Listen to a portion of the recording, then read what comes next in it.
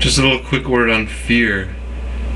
As a young child, I know I was conditioned to be, I don't know, what people would call weary or hesitant, but I call it just afraid, really. Afraid of strangers, afraid of the world, sort of living in a state of not necessarily profound terror, but sort of a background unease, a dis-ease, or a kind of anxiety, or it's like, everything around seems to be potentially threatening, especially as a kid being conditioned around, don't talk to strangers, all whatever little words of wisdom are kind of bestowed on us that suggest that there's a problem, that there's a threat, and mainly that I'm a separate thing that's vulnerable.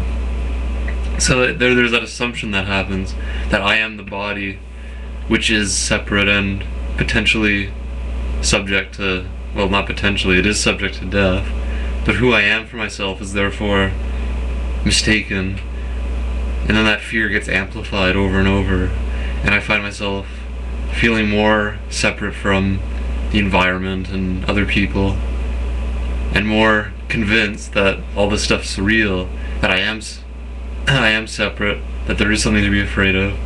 I will die. They could do it. They could kill me. So it's very ingrained. That's the point. It's in the brain being believed. So this is a call to investigate the cornerstone of that belief, who I am for myself. And the good news is that who we are for ourselves, or who we really are, is that presence already. So that can be a starting place. You start as that presence, which you do anyway, which you are anyway. And then any beliefs can be investigated, but it's important to start from the realization that I must be what's present and aware, what's always so. And then, all the conditioning and stuff is just relative stuff anyway, so it's not a big deal. It can be investigated. But, it's just goes to show how profoundly convincing this stuff can be if it's left uninvestigated. So it's true, if I'm walking around in downtown Toronto and I think I'm me as a separate, vulnerable entity, then yeah, it's true that I'm afraid of the strangers.